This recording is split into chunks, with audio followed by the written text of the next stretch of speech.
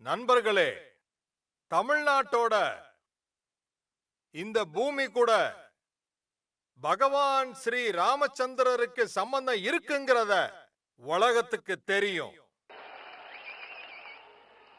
22 ஜனவரி அன்னைக்கு அயோத்தியாவில் நடக்கிற ஏற்பாட்டுக்கு முன்னாடி நான் ஏற்பாடுகளை செஞ்சுக்கிட்டு இருந்தேன்.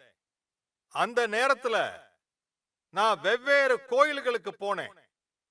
தனுஷ்கோடிக்கு கூட போனேன்.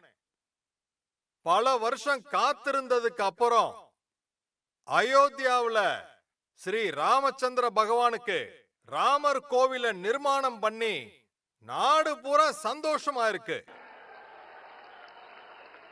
இந்த விஷயத்துல சவுத் சைடுல இருந்து ஒரு விஷயம் வந்துச்சு.